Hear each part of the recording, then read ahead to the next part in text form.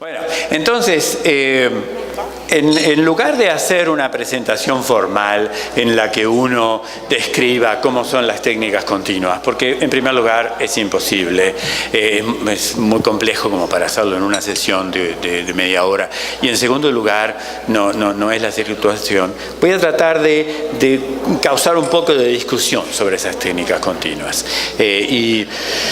Probablemente el año que viene, en abril del año que viene, podamos hacer una sesión en la que nos dediquemos a la discusión. Estábamos hablando con el doctor Álvarez de hacer una sesión en la que planteemos lo que se hace en el meeting de CRRT de San Diego acá, y entonces hacer por lo menos una mañana entera en la que discutamos los aspectos básicos de las técnicas continuas, y luego en la tarde los aspectos clínicos de aplicación de esas técnicas.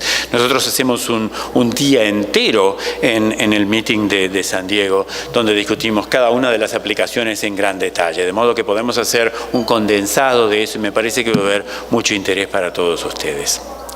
Entonces, los puntos principales que voy a tratar de enfatizar son que en pacientes críticos la insuficiencia renal aguda tiene que ser vista en el contexto de la disfunción multiorgánica, como decíamos ayer. En segundo lugar, no esperar. Si las medidas conservativas no funcionan, no retardar el inicio del reemplazo de la función renal. No es que los diuréticos sean malos, es que los diuréticos que no sirven son malos porque empeoran la situación del paciente. Y el otro punto que voy a tratar de enfatizar es que la modalidad de reemplazo renal es determinada por la situación hemodinámica del paciente. Y que es necesario, como siempre en los pacientes críticos, estar prontos para lo inesperado. La insuficiencia renal aguda es un problema global. En los Estados Unidos, 1.2 millones de personas desarrollan insuficiencia renal aguda, 3.5% de los ingresos al hospital, y eso tiene un costo enorme por paciente. El desarrollo de insuficiencia renal aguda en ese ingreso significa un exceso de costo del orden de los $7.500, de tal manera que, considerando toda la población que en los Estados Unidos desarrolla insuficiencia renal aguda, el costo de la insuficiencia renal aguda en los Estados Unidos por año es 9 billones. 9.000 millones de dólares.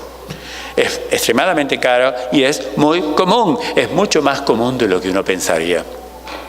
Y a consecuencia de eso, 300.000 personas en los Estados Unidos mueren por año de insuficiencia renal aguda. Es un problema muy importante.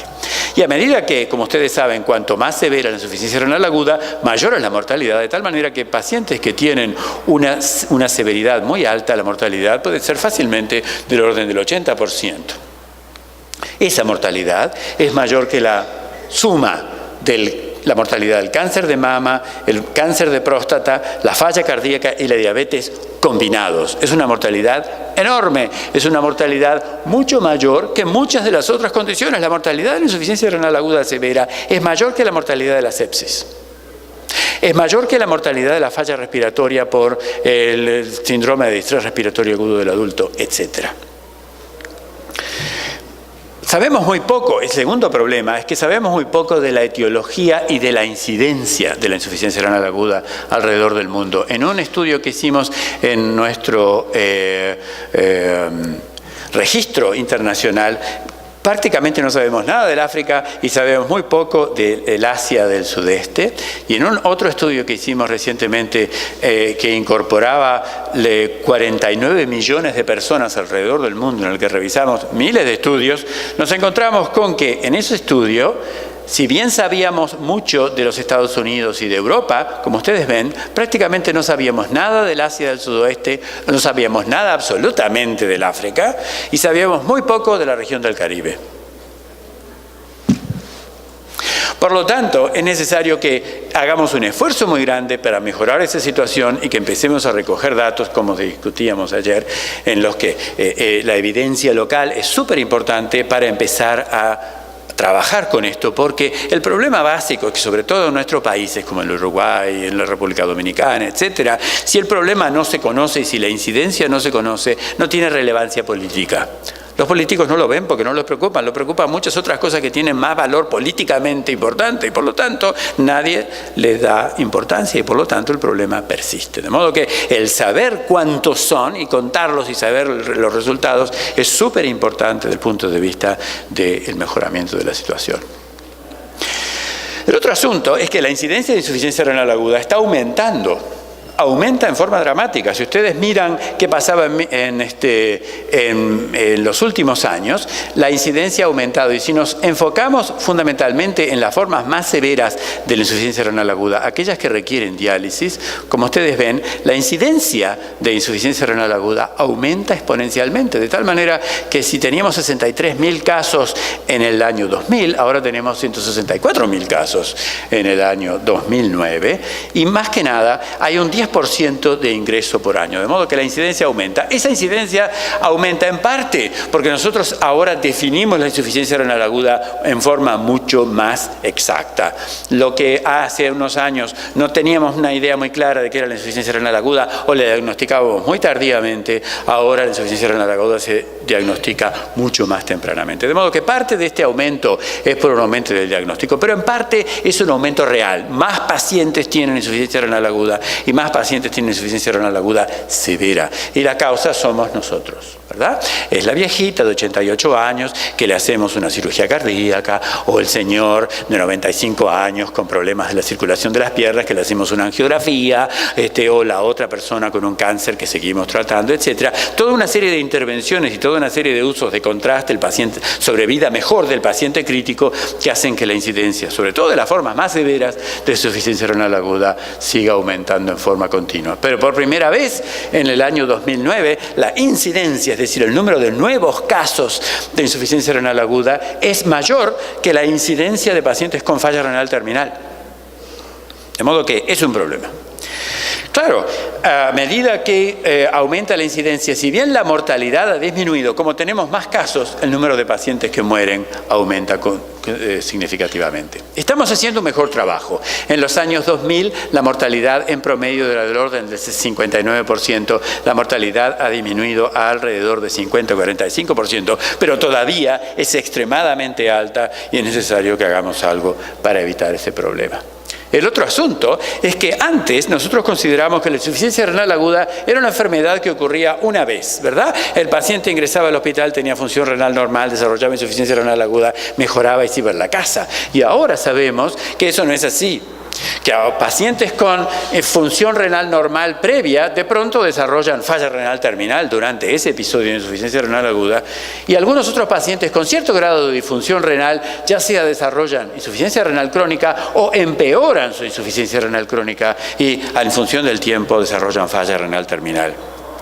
Ni los países africanos, ni la República Dominicana, ni el Uruguay pueden pagar por el aumento enorme de pacientes con falla renal crónica y toda la mortalidad y los problemas sociales y económicos que eso significa. De modo que la responsabilidad de la insuficiencia renal aguda no es solo el problema de la insuficiencia renal aguda en la unidad de cuidado intensivo mientras el paciente está en la unidad de cuidado intensivo, sino que es un problema a largo plazo, porque muchos de estos pacientes desarrollan insuficiencia persistente o severa. El otro asunto que sabemos es que si miramos la sobrevida de estos pacientes, aquellos que llegan a la insuficiencia renal terminal vía insuficiencia renal crónica progresivamente tienen una sobrevida mejor que aquellos que llegan a la insuficiencia renal terminal en forma aguda, aquellos que no recuperan función. Esos que no recuperan función, como dicen en Uruguay, se mueren como moscas, tienen una mortalidad altísima porque tienen toda una serie de complicaciones muy grandes.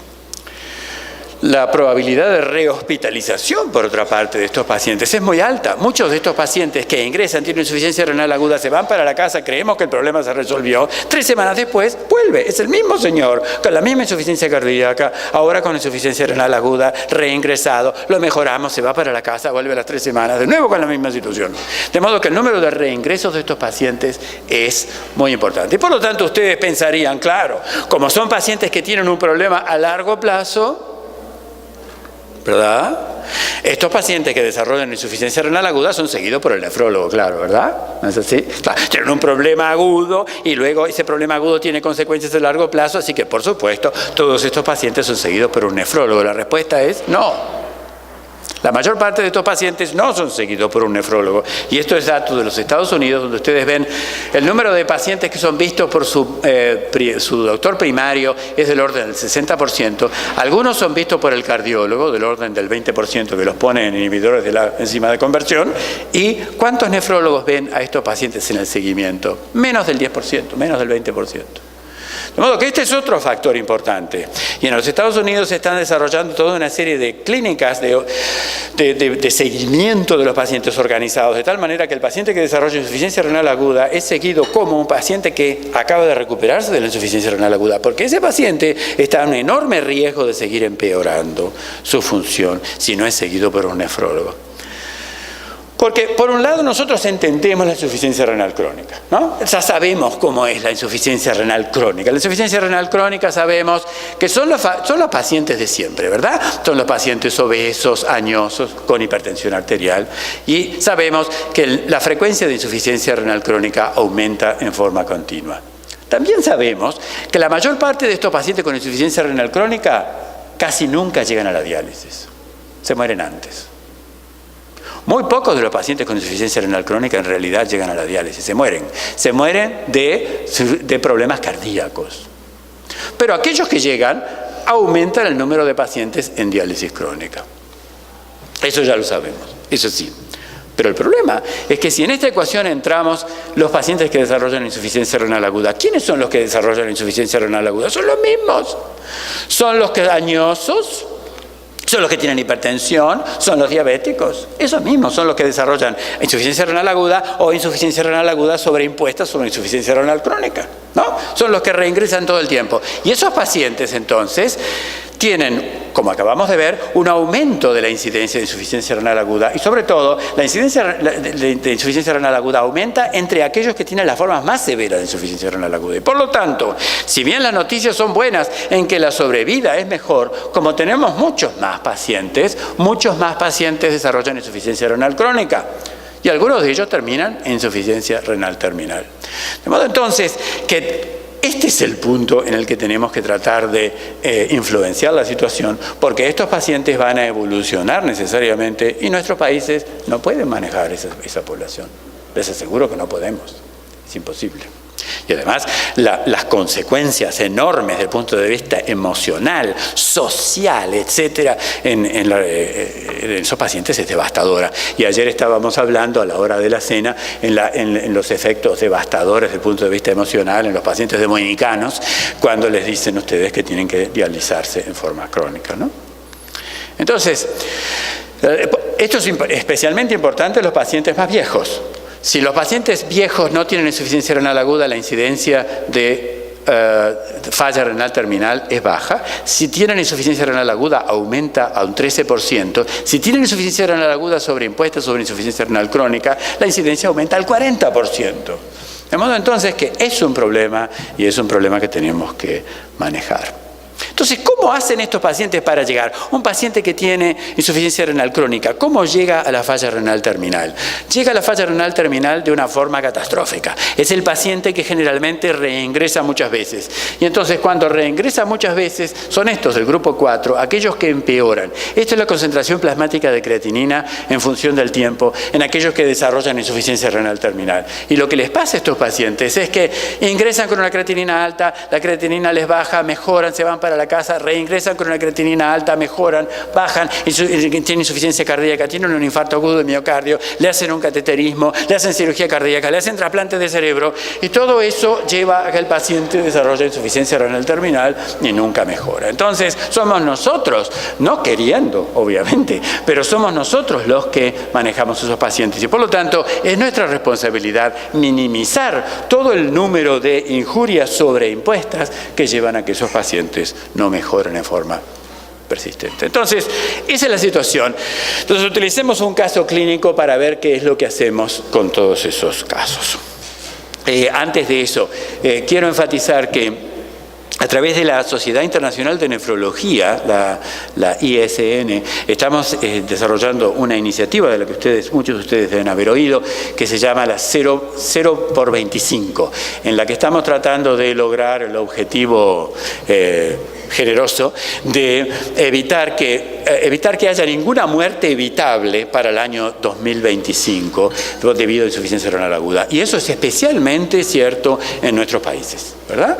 En donde la inversión en el evitar la insuficiencia renal aguda es tan enormemente necesaria. Y por otro lado, el hecho de que la inversión tiene unos resultados maravillosos. Es el paciente previamente sano que va caminando, el trabajador rural que va caminando y lo pica una víbora y tiene una insuficiencia renal aguda, y si ese paciente logramos mejorarlo, o el niño con diarrea, o el niño con malaria en África, si logramos que cada uno de esas personas no desarrolle insuficiencia renal aguda, la inversión, el costo de hacer eso es mínimo y el resultado de la inversión es maravilloso. De modo que esa es una actividad en la que vamos a necesitar la colaboración de todos ustedes en llevar adelante esa iniciativa. Entonces, vamos a ver si nos peleamos ahora. Este es un caso. Una señora de 47 años con falla renal aguda. La historia es una historia tremendamente severa. Tenía lupus, había tenido un PPD negativo hace 5 años, tenía artritis reumatoidea, osteoporosis, un trastorno convulsivo, hipertensión e insuficiencia renal crónica estadio 3. Además, había tenido cáncer cervical y todo tipo de otras complicaciones. Esta paciente tan enferma ingresó al hospital hace 6 días con una neumonía en el lóbulo inferior derecho, con fiebre de 40, diarrea de 5 días, hiponatremia, probablemente vinculado con la neumonía, y extensiva consolidación del pulmón. Estos son algunos de los resultados del laboratorio, que no les voy a aburrir con los detalles, pero el punto central es que la concentración plasmática de bicarbonato es de 12, el agujero aniónico es de 18, corregido es 25 porque tenía una hipoalbuminemia, hipercalemia el día anterior tratada con cayexalate, la creatinina es 2.2 y esta es la situación. Estos son los gases en sangre, mostrando un pH de 7.28, PCO2 de 24 y un bicarbonato de 11. Entonces, en el examen físico, los hechos destacables son que tenía una taquicardia, hipotensión, una taquipnea y la saturación de oxígeno era baja.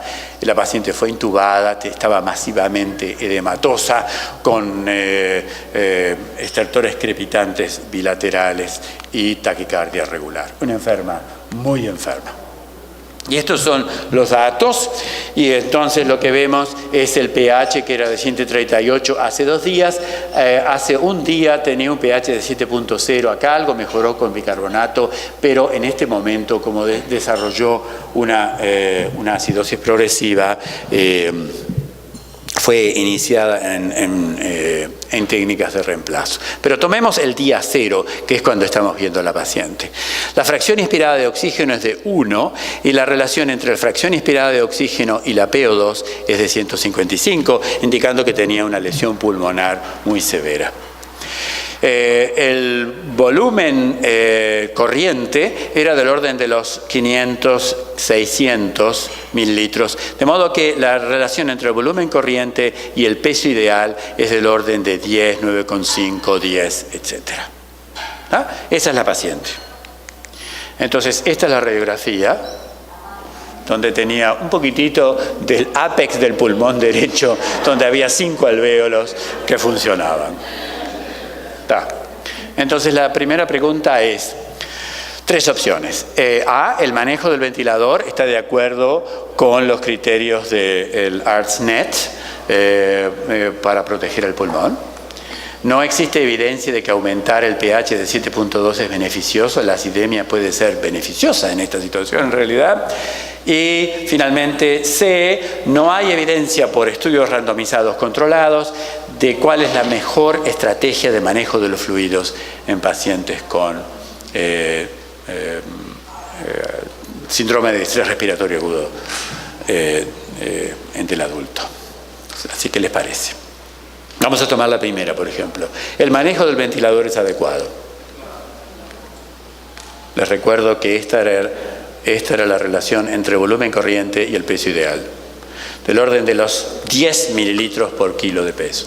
¿Está bien eso? No, no está bien.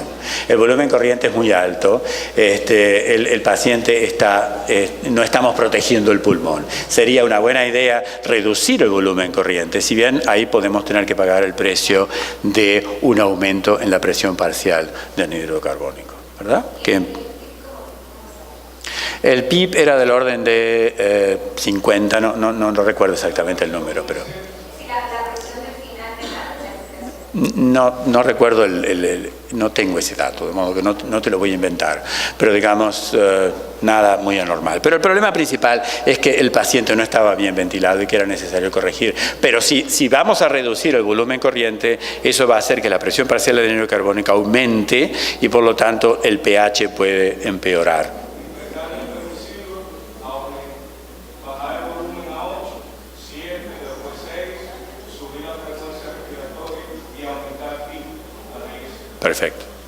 Perfecto. De acuerdo, entonces. Entonces, la primera pregunta es incorrecta. El manejo no es adecuado. El manejo debería ser como tú sugerís. Esto no es adecuado. Vayamos a la segunda.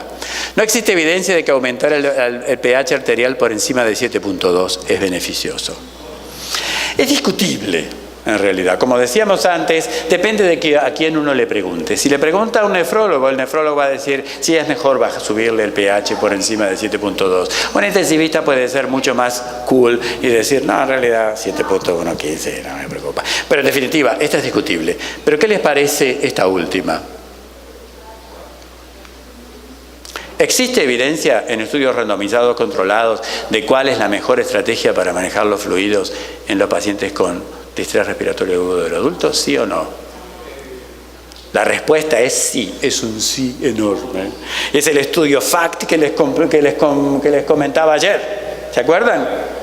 Ese estudio en el que si los pacientes se randomizaban a un manejo liberal o un manejo conservador de los fluidos, aquellos manejados en forma conservadora les iba mejor que aquellos manejados en forma liberal. De modo que esta es incorrecta. De modo que nos quedamos con B, que el pH de 7.2 no es probablemente muy malo, pero estamos ahí en el borde de la situación. Entonces, si miramos qué pasa con la concentración plasmática de creatinina, el día -2 era de 2.1. Antes de que nosotros la viéramos, ¿no? Hace 2 días la creatinina era de 2.1. El día -1 era de 1.6 y el día de la consulta la creatinina es 2.2. La diuresis disminuyó por los últimos 5 días y la paciente está en estado anúrica por las últimas 36 horas. Y si vemos qué pasa con el peso, ha habido un aumento del peso del orden del 12%. La paciente está muy edematoso y esa es la situación. Entonces, enfrente a esa situación, segunda pregunta. Díganme qué es lo que le parece que es correcto. A, la función renal no cambió significativamente desde el ingreso. Porque la creatinina en realidad no cambió. ¿No? Hace 2 días la creatinina era 2.1, bajó a 1.6 y ahora es 2.2. Así que...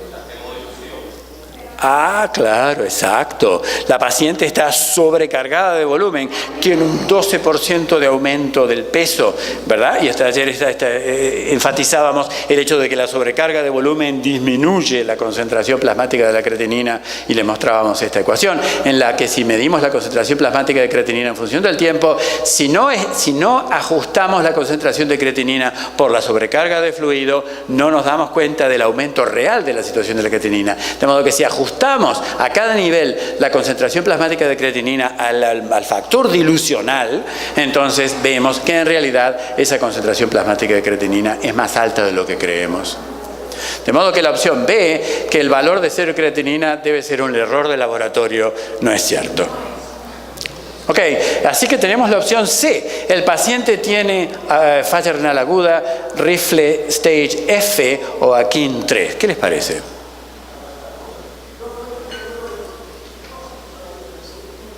¿Tiene AKIN 3? Sí, ¿por qué? Si la creatinina es 2.1, ayer era 1.6. Exacto. La paciente está anúrica hace 36 horas. La paciente está anórica. Entonces, como ustedes recuerdan, la definición, tanto por el Rifle como aquí, es no solamente la maldita creatinina, que es una manera horrorosa de manejar, de medir la función renal, sino el volumen urinario. Si el paciente está anórico por más de 24 horas, por definición, tiene una falla renal aguda estadio F3, sí, no orina, tiene una falla renal aguda. No me embromen con la creatinina. La creatinina es horrible. Bueno, entonces está. Entonces, más preguntas. El paciente está en shock séptico y debería recibir más volumen para proteger los riñones. ¿Cómo que no? La campaña para la sobrevida de la sepsis requiere, el paciente está séptico, la campaña para la sobrevida de la sepsis. Van a ir en contra de toda la corriente. Las primeras 3 horas, exactamente. Y además, los ojos de esta paciente no se ven porque son 2 hendiduras. Está llena de agua, tiene la yugular hasta acá, tiene estertores crepitantes que le llegan hasta arriba. No tiene más que 3 alvéolos. No precisa ser resucitada, a pesar de que esté hipotensa. Entonces, la situación común de decir, bueno, la paciente está séptica, por lo tanto necesita más volumen, en este caso no se aplica. Veo que ayer estaban oyendo. Así que la campaña para la sepsis, como dice él, se aplicaba en las primeras 3 a 6 horas. No se aplica 3 días después, cuando el paciente está resucitado y está sobrecargado de volumen. ¿Ah? Y si el paciente ingresó en shock séptico y se fue resucitado adecuadamente y 3 días o 5 días después o una semana después tiene una sepsis y está sobrecargado de volumen y tiene una sepsis por una vía, ese paciente no necesita ser resucitado 10 días después, ya fue resucitado. Ustedes pueden resucitar una vez, después ya está. Entonces, la campaña establece que tiene que poner un balance negativo en la que está en la tercera fase. Exacto. Exactamente. Muy bien, veo que estamos todos de acuerdo. Segunda opción. Los problemas de este paciente pueden ser mejor manejados con procedimientos extracorpóreos. Puede ser, pero ¿qué era la D? Que si los fluidos son un problema, hay que hacer una infusión de diuréticos para testar la respuesta y movilizar fluidos, considerar albúmina intravenosa antes de los diuréticos. La paciente está anórica hace 36 horas. Es improbable que empiece a orinar.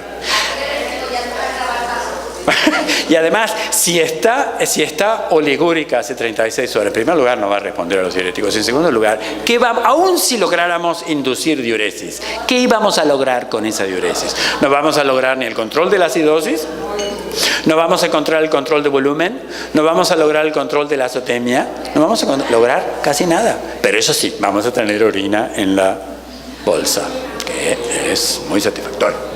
Entonces sí, los problemas del paciente pueden ser mejor manejados con procedimientos extracorpóreos. Entonces, si ustedes van a tomar una decisión en términos de dializar a la paciente y utilizar técnicas de reemplazo de la función renal, a pesar de que a ustedes les parece muy sencillo tomar esa decisión, en realidad les parece muy sencillo porque ustedes saben mucho, pero vean todo el proceso en el que ustedes pasan cuando toman esa decisión. Cuando ustedes deciden dializar a un paciente, deciden en varias cosas. En primer lugar, deciden qué modalidad de diálisis van a usar, ¿verdad?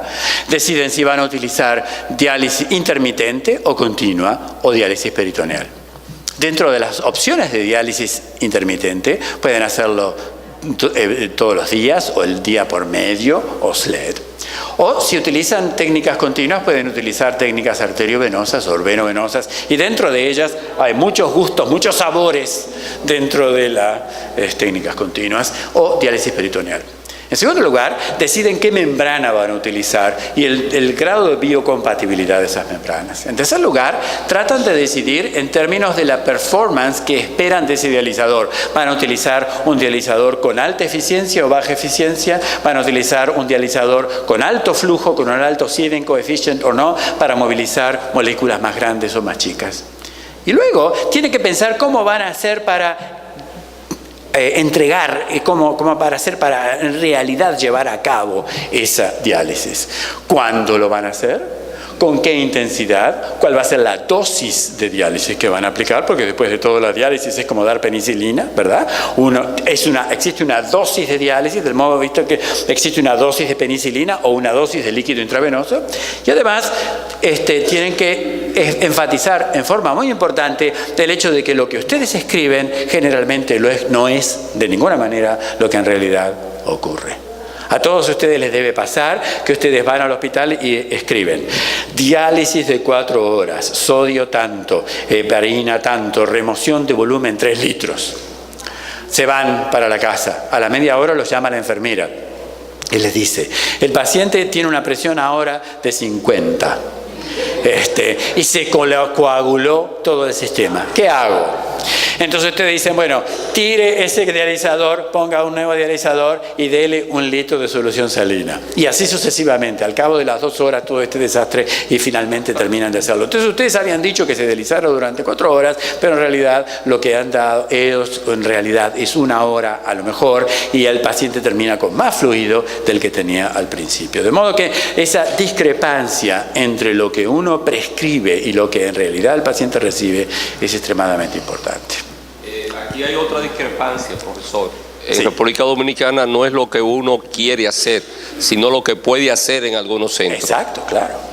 O sea, a veces lo único que se puede hacer es diálisis intermitente. Sin duda. Y solamente hay hospitales que solamente pueden elegir un dializador, porque ese es el único que tienen. Estoy totalmente de acuerdo y de ninguna manera, quiero que quede bien claro, de ninguna manera acá yo estoy para defender el hecho de que las técnicas continuas son las únicas y las mejores. No. La verdad, vengo de países muy similares al de ustedes y entiendo que uno hace lo que puede. Hace lo mejor que puede, ¿verdad? Entonces, si lo único que tiene son diálisis intermitente, hace lo que puede con la diálisis intermitente. Si tiene 50.000 opciones, y entonces puede tener todo tipo de bells and whistles, pero eso es muy cierto, sin duda. Entonces, eso lo podemos discutir también. ¿Cómo hacer para hacer diálisis intermitente en un paciente hemodinámicamente inestable? Entonces, más preguntas. A ver si no se durmieron todavía. Estudios randomizados controlados han mostrado que existe beneficio en el comienzo temprano de las técnicas de reemplazo renal. Estudios randomizados controlados. Esta pregunta tiene su ñeque. Bueno, si son randomizados o no, no sabemos, pero de que el concepto es viejo y se acepta y se hace, es real. Es real, estoy de acuerdo. Pero no existe ningún estudio randomizado controlado, ningún estudio que demuestre que el inicio temprano es beneficioso. Muchos de nosotros, yo incluido, creemos que empezar a dializar al paciente tempranamente es una buena idea. ¿Pero en base a qué? En base a nada. Recuerden, eso mismo nos pasó con la dosis. Nosotros estábamos convencidos que el paciente con insuficiencia renal aguda de la unidad de cuidado intensivo, para dializarlo había que darle una megadosis, porque por supuesto está súper enfermo, así que darle una megadosis de diálisis, ¿no? Así como también pensábamos que el paciente en la unidad de cuidado intensivo hipercatabólico, una megadosis de alimentación parenteral, y sin embargo la realidad es que ni la alimentación parenteral en megadosis ni la dosis más alta de diálisis son necesariamente mejores. De modo que estoy de acuerdo. La mayor parte de los intensivistas y de los que trabajan en medicina, en nefrología crítica, piensan que el inicio temprano es beneficioso, pero no queda muy claro. Piensen cómo nosotros decidimos empezar a dializar a los pacientes. Los criterios clásicos de inicio de la diálisis de nuestros pacientes son realmente lamentables. Esperamos que la urea suba a más de 100 miligramos por decilitro, que el paciente esté encefalopático, que tenga un potasio mayor de 6, que esté hipermagnicémico, que esté acidótico. Entonces, claramente, todo el mundo, nadie discute, ese paciente necesita diálisis. Pero el problema no es en esta situación. Todos sabemos que esos pacientes necesitan diálisis. El problema es si no hay que empezarla más tempranamente que eso, y si el inicio de esto es demasiado tardío, y si en realidad la mortalidad tan alta que estamos viendo no se debe a que empezamos demasiado tarde. Existe cierta evidencia de que a lo largo del tiempo, en distintos estudios, estamos empezando a dializar a nuestros pacientes cada vez más temprano. Solíamos empezar a nuestros pacientes en los años 2000 con una urea de 100, ahora estamos tendiendo a dializarlos más tempranamente. Y existe cierta evidencia en estudios retrospectivos, no controlados, no randomizados, estudios retrospectivos, no controlados, randomizados, que en muchos casos tienen un número insuficiente para distinguir una diferencia, que existe cierta evidencia de que quizá es mejor empezar a dializarlo más temprano, pero no lo sabemos con toda certeza. En parte porque cuando, por ejemplo, uno utiliza la urea como marcador, la concentración plasmática de urea depende del hipercatabolismo del paciente y depende de muchos otros factores, del grado de malnutrición, de modo que la urea es un espantoso marcador para tomar una decisión en estas condiciones.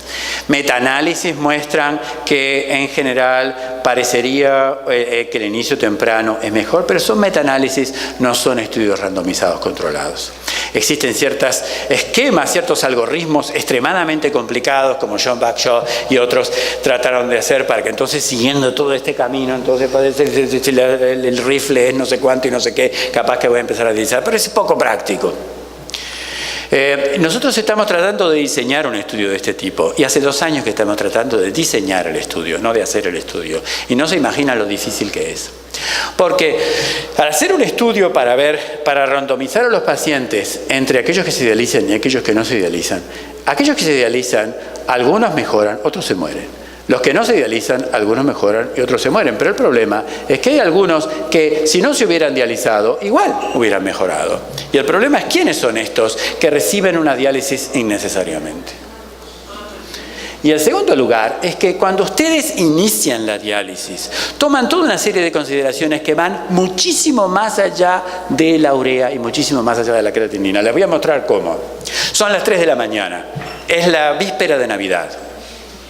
Son las 3 de la mañana. ¿Está? Las 3 de la mañana. Lo llaman por teléfono a la enfermerita que está en el piso aterrada.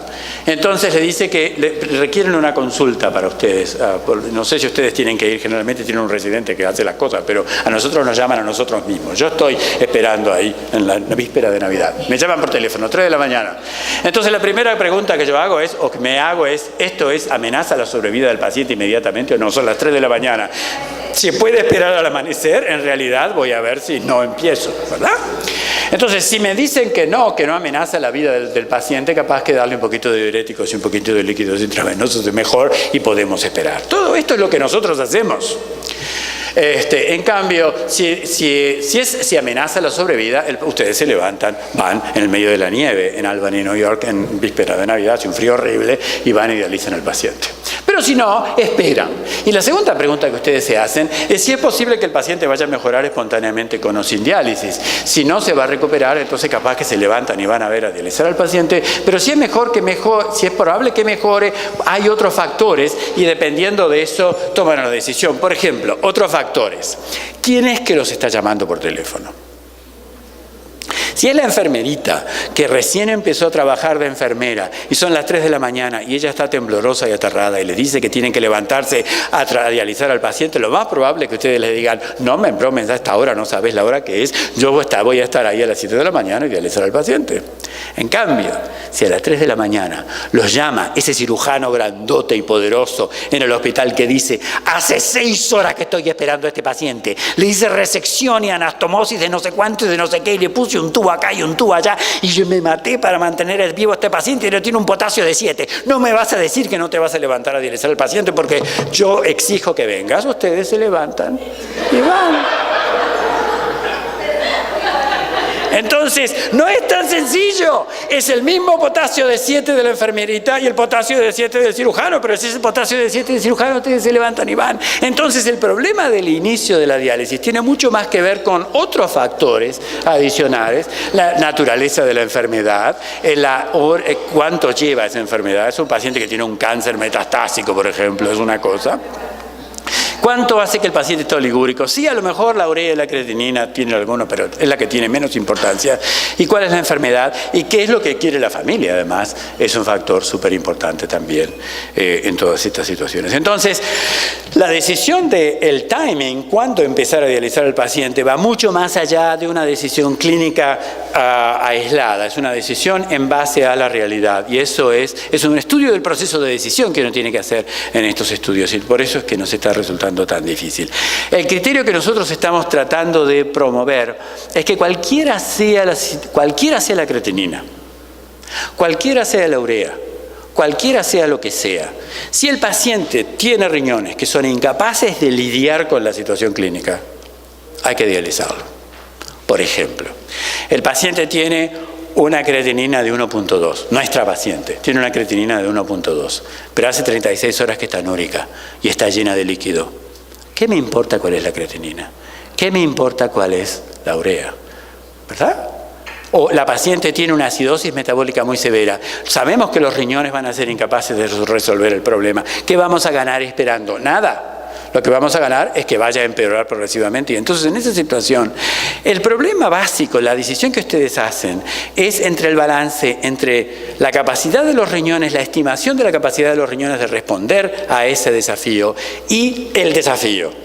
Por ejemplo, el hipercatabolismo, la hipertensión, la acidosis, lo que sea, con riñones insuficientes. Entonces, estamos tratando de desarrollar un índice que nos ayude a tomar esa decisión. Vean, nosotros hicimos toda una serie de casos clínicos y se los mandamos a nuestros colegas. Y vean cómo nuestros colegas estaban de acuerdo en dializar o no dializar a los pacientes. Existe un desacuerdo enorme entre nefrólogos muy capacitados. Segunda pregunta. Estudios randomizados controlados, ahora ustedes están siendo más cuidadosos, Estudios randomizados controlados han mostrado que la modalidad de elección son las técnicas continuas, porque causan menos hipotensión.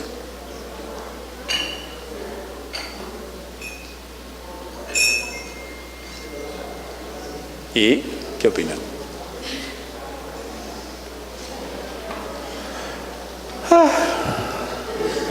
La respuesta es no.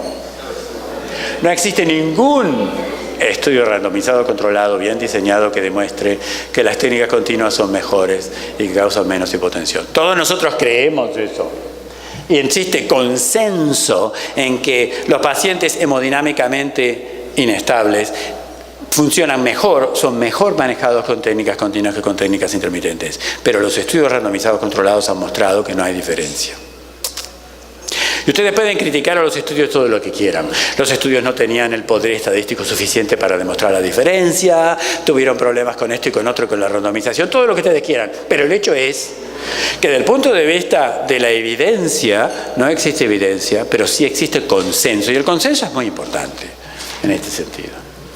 Entonces, el consenso es que cualquiera sea nuestro objetivo terapéutico, ya sea la remoción de volumen, el clearance de urea, la hipercalemia, etc., dependiendo de cuál es la situación hemodinámica del paciente, si el paciente está hemodinámicamente estable, probablemente la diálisis intermitente o la ultrafiltración intermitente es más barata, más fácil e inmediata. ¿No? En cambio, si todas las opciones estuvieran disponibles, ¿verdad? Si todas las opciones estuvieran disponibles, en el caso hipotético, entonces en ese caso, si el paciente está inestable hemodinámicamente, generalmente tolera mejor la diálisis continua que la diálisis intermitente. Lo mismo ocurre para el clearance de urea, etc. Déjenme enfatizar un punto acá, que es el edema cerebral. Si el paciente tiene edema cerebral, por definición, ese paciente está inestable, siempre, cualquiera sea su presión arterial. Muy a menudo, el paciente con edema cerebral, traumatismo craneoencefálico, está hipertenso, pero en realidad el problema allí no es la hipertensión, sino el edema cerebral. Y como veremos en un minuto, esa situación, el uso de técnicas intermitentes es inapropiado. Entonces, las técnicas continuas vienen en muchos sabores, ¿verdad? Existe el sabor chocolate, frutilla, etcétera, etcétera. Toda una ensalada de letras en las que no voy a entrar en detalles. Pero lo que sí sabemos es que los pacientes, como decíamos ayer, los pacientes con fluido, sobrecarga de fluido, dializados con técnicas intermitentes, tienden en realidad a ganar peso en lugar de perder peso por las razones que veíamos recién, porque la presión baja cada vez que lo ponen en diálisis. En cambio, las técnicas continuas se asocian a una disminución progresiva de la sobrecarga de fluido. Y la pregunta es ¿por qué? En parte porque uno tiene mucho más tiempo, ¿verdad? Si uno tiene que remover 3 litros de un paciente y tiene 3 horas, tiene que remover 1 litro por hora. En cambio, si tiene que remover 3 litros, pero tiene 3 días, es 1 litro por día. Es mucho más poquito. Y por lo tanto se puede ir haciendo mucho más despacito. Y estos pacientes que son tan inestables, hacer las cosas despacito es una buena idea. Simplemente. En segundo lugar, porque cuando ustedes dializan a estos pacientes, les disminuyen la temperatura. Generalmente los enfrían, a no ser que tengan un calentador de la sangre. Y el enfriamiento induce vasoconstricción y mejora la tolerancia hemodinámica. En tercer lugar, porque para aquellos que creen en estas cosas, la remoción convectiva de moléculas grandes es buena. No existe mucha evidencia de que eso es así. Algunos sospechan que es cierto, pero no estoy muy seguro que sea cierto. Pero el hecho también responde a cuál es el intercambio de electrolitos a través de la pared capilar durante la hemodiálisis. Durante la hemodiálisis aquí tenemos la urea. Y esta es una célula, una neurona. Y acá está la urea. Entonces ahora vamos a dializar la urea. Ahí va la urea, ¿la ven? Vean la urea. Sale la urea. Y entonces la concentración plasmática de urea disminuye. Cuando la concentración plasmática de urea disminuye, la presión osmótica dentro del capilar disminuye. Por lo tanto, el agua se va del capilar en lugar de volver a entrar, que es lo que queríamos. Y lo que es peor, la concentración de urea dentro de la célula es más alta y por lo tanto el agua va adentro de la célula y causa edema cerebral. Y eso es una mala idea, sobre todo si el paciente tiene falla hepática fulminante o si tiene traumatismo craneoencefálico, etc. De modo que el edema cerebral en el paciente con diálisis intermitente es un problema muy importante. Y si a eso le agregamos la ultrafiltración, como al rellenado desde el intersticio hacia el espacio del intracapilar es insuficiente, el resultado es una disminución del volumen intravascular y edema intracelular y por lo tanto las consecuencias son muy negativas realmente. Entonces, este es uno de los factores más importantes por los cuales las técnicas continuas en estos pacientes tan inestables es un problema. En cambio, si ustedes utilizan hemofiltración, el líquido que ustedes movilizan tiene una concentración igual de urea a ambos lados de la membrana capilar y por lo tanto lo que hacen es aumentar la presión oncótica y ahora tienen mayor rellenado del espacio intracapilar y por lo tanto mantienen la volemia mucho mejor y este es un factor importante en mantener la estabilidad hemodinámica. Así que tienen poco cambio en el volumen intravascular. Y el otro aspecto que también es importante es que la hemodiálisis causa stunning, que es como un impacto agudo en el miocardio. Al miocardio no le gusta la hemodiálisis. Estos son datos sobre todo de pacientes en diálisis crónica, pero estudios similares se han demostrado en diálisis de agudo. La hemodiálisis intermitente se asocia con inestabilidad hemodinámica, isquemia cardíaca aguda y el desarrollo de anormalidades regionales en la motilidad de la pared ventricular vinculada con la isquemia. Aún en pacientes sin una enfermedad coronaria muy severa. Esto se ha demostrado en estudios en los que simultáneamente se hacía un ecocardiograma y un positron emission tomography para medir la perfusión del miocardio en un paciente que estaba en hemodiálisis. Y lo que vieron es que a lo largo del tiempo, esto es el flujo sanguíneo miocárdico en función del tiempo durante la diálisis. Vean lo que pasa con el flujo sanguíneo miocárdico. Disminuye. El paciente desarrolla isquemia por el mero hecho de estar en diálisis intermitente. Y si es un paciente viejito con arterias borderline, no le va a ir demasiado bien. Y eso se asocia con el desarrollo de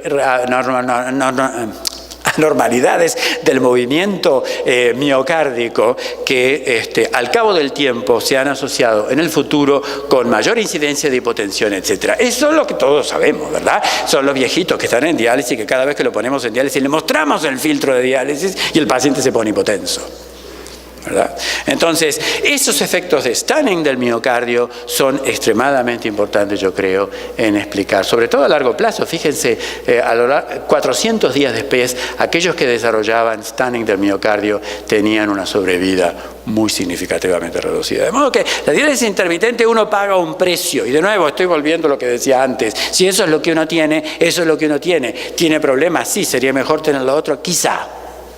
Pero es un hecho de que si fuera posible disponer de las técnicas continuas, creo que sería mejor. Otra pregunta. La evidencia retrospectiva sugiere que en este paciente la diálisis sería menos eficaz y más peligrosa que las técnicas continuas. Es cierto, evidencia retrospectiva, pero no randomizada, sugiere que esto sería así, y por eso es lo que decimos. Y si hacemos diálisis intermitente, ¿el largo tiene algo? Claro, uno minimiza el problema porque lo alarga sobre el tiempo y sobre todo porque cuando uno hace técnicas intermitentes pero extendidas, 6 horas, 12 horas, entonces lo que uno hace es, uno disminuye el flujo del dializado. Y por lo tanto, la velocidad con la que se disminuye la concentración de urea disminuye. Por lo tanto, los problemas de edema cerebral disminuyen, claro. Y además uno tiene 12 horas para sacar el líquido en lugar de 3 o 2 o 1. ¿Qué pasa con el cerebro? La diálisis intermitente comparado con las técnicas continuas se asocia con disminución de la densidad, con un aumento de la presión intracraneana y con un aumento del edema, sobre todo en los pacientes con falla hepática. Los pacientes con falla hepática, parte de la encefalopatía, se debe al edema cerebral y en esos pacientes la hiponatremia es una complicación muy común, como ustedes saben. Entonces, en esas condiciones en las que no podemos, en la diálisis intermitente, ajustar la concentración de sodio por debajo de 132, entonces en esos pacientes la rápida corrección de la hiponatremia es un factor de edema que hay que considerar. Y el otro hecho es que, del mismo modo que les mostraba ayer datos de los pulmones, estos son datos del cerebro en situación experimental, en los animales experimentales en los que se desarrolla insuficiencia renal aguda, el cerebro no funciona bien. La injuria del riñón causa, a distancia, por razones que no sabemos, causa injuria del cerebro. Y el cerebro se hace mucho más permeable y el aumento del contenido de agua del cerebro es muy claro. De modo que el mero hecho de tener insuficiencia renal aguda causa edema cerebral o causa las condiciones para que el edema cerebral sea peor. Y por lo tanto, si las técnicas de diálisis son inadecuadas o menos adecuadas, entonces ese es un riesgo. Ok, la última pregunta, porque me parece que ustedes ya deben estar a punto de entregarse. Manejo de las técnicas continuas. La anticoagulación con citrato no puede usarse en este caso porque el paciente tiene falla hepática. Podría ser correcto, sin embargo, si es una insuficiencia hepática crónica, si el paciente tiene una cirrosis hepática, generalmente es menos problema. Pero es cierto, es un hecho importante. La utilización de anticoagulación con citrato, parte del citrato, la mayor parte del citrato, es eliminado mediante diálisis. El citrato inyectado se dializa, pero en algunos casos algo de ese citrato va al hígado y el hígado es necesario para metabolizar ese citrato. La adición de de bicarbonato puede empeorar la hipercapnia, pero esto ya lo discutimos antes. Eso es cierto si es una diálisis intermitente muy rápida, si es una técnica continua el tiempo es mayor, el problema es menor. ¿Y qué les parece esta otra? Si el paciente comienza con técnicas continuas, vamos a remover cantidades significativas de anhídrido carbónico. ¿La diálisis remueve anhídrido carbónico? No, para eso se necesita un oxigenador que remueva anhídrido carbónico, etc. Muy bien, creo que voy a dejar por acá porque estos otros problemas no se aplican, salvo terminar con esto, para tratar de poner juntos, para tratar de finalmente decir, bueno, ¿qué son las cosas que yo creo y qué son las cosas que yo no creo? ¿Cuál es la evidencia hasta el día de hoy? ¿Ah? ¿En base a qué estamos tomando estas decisiones? Más o menos estamos de acuerdo en estos conceptos. Desde el punto de vista del inicio de la diálisis, existe cuestionable beneficio de un inicio temprano. Este probablemente sea el estudio más importante. El próximo estudio más importante va a ser establecer si el inicio es un factor de sobrevida. No lo sabemos. No hay estudios randomizados controlados que demuestran que sea así. En cuanto a la modalidad, no hay ningún estudio randomizado controlado que demuestre diferencia. Existe consenso que la estabilidad hemodinámica debía determinar la modalidad, de tal manera que si el paciente está hemodinámicamente inestable, debería ser realizado con técnicas continuas si son disponibles o técnicas extendidas, pero no existe evidencia en estudios randomizados que esto es así. Y tampoco va a haber ningún estudio, no esperen que en el futuro vaya a aparecer un estudio que demuestre esto, nunca más va a haber ese estudio, porque el estudio requeriría cientos de miles de pacientes en ambos brazos del estudio, ese estudio va a ser explorado. prohibitivamente caro y nadie lo va a hacer. De modo que es lo que tenemos. En cuanto a la dosis, hasta los años 2000 decíamos sí, cuanto más mejor. Y Ronco y Claudio demostraba que sí, que eso era así. Sin embargo, estudios subsiguientes de la ATN o Renal demostraron que no es que la dosis no sea importante, déjenme dejarlo bien claro, no es que la dosis no importe, la dosis importa, y la dosis importa mucho, sobre todo porque, como decíamos antes, una cosa es lo que uno escribe y otra cosa es lo que el paciente recibe, de modo que es muy importante que ustedes generalmente dosifiquen al paciente más de lo que en realidad esperan recibir, porque la realidad es que va a haber muchas ocasiones en las que el paciente va a descontinuarse la diálisis y va a terminar recibiendo mucho menos de lo que debería haber recibido, de modo, eso es un concepto muy importante. Este estudio ATN y el estudio renal no dicen que la dosis no es importante. Los estudios dicen que una dosis mínima de 20 a 25 mililitros por kilo por hora es necesaria. Lo que el estudio dice es ir a 35 o a 45 no es útil. Pero eso no quiere decir que la dosis no es importante, la dosis hay que medirla, porque del mismo modo que uno mide la dosis de ampicilina, mide la dosis de diálisis, es súper importante. Y cuando ustedes midan las dosis de diálisis se van a dar cuenta, ¡qué barbaridad! ¿Cuánto menos diálisis le estoy dando de lo que en realidad deberían recibir? ¿No? Entonces, esa es la situación en cuanto a la dosis. En cuanto a la estabilidad hemodinámica, los factores que acabo de enfatizar, especialmente los problemas vinculados con el edema cerebral. Recuerden que pacientes que están en riesgo de edema cerebral son mejor tratados con técnicas continuas o extendidas que con diálisis intermitente, si son disponibles, o diálisis peritoneal. Y existe cierta evidencia que es sugerente, también ningún estudio randomizado, pero cierta evidencia que sugiere que si uno tiene un riñoncito lesionado, ¿verdad?, que tiene un flujo sanguíneo renal dependiente, la autorregulación renal se pierde. Durante la falla renal aguda, la autorregulación se pierde. Y por lo tanto, la perfusión renal es dependiente de la presión arterial media. Por lo tanto, si durante la diálisis estamos sometiendo al paciente a episodios de hipotensión durante la diálisis, porque el miocardio no le anda y porque la presión le baja, etc., ese pobre riñoncito que estaba tratando de mejorar en la persona de 80 años, no tiene ninguna posibilidad de mejorar. Lo que estamos haciendo es lesionar más a ese riñón. Y por lo tanto, esa persona no va a recuperar función tan bien como la persona en la que evitamos esos trastornos de la presión arterial. Y por lo tanto, en ese caso, el uso de las técnicas continuas extendidas es quizá mejor. Y finalmente está el problema del costo, que sin duda es un problema, pero diferentes países y diferentes regiones han resuelto el costo de diferentes maneras. En el caso de Brasil, por ejemplo, hasta hace muy poco no podían utilizar técnica continua porque estaban tratando de comprar a las compañías internacionales cada bolsa, y cada bolsa le costaba, yo qué sé, $100, una locura. Entonces ahora ellos mismos hacen sus propias bolsas, si los de Gambro me oyen, me echan, hacen sus propias bolsas, hacen sus propias soluciones y por lo tanto es extremadamente más barato y es posible hacerlo. El asunto, sin embargo, es que también en eso se generan enormes problemas. Hay que tener enorme cuidado con hacer que la farmacia del hospital haga la solución. Han habido muchos casos en los que los pacientes mueren por errores de la composición de los líquidos. De modo que si ustedes van a hacer sus propias soluciones, macanudo, pero entonces hay que hacerlo de modo muy seguro y muy controlado y muy regulado, porque si no el resultado es mucho peor que cualquier otra opción. Vamos a dejarlo por acá. Les agradezco mucho la invitación de nuevo.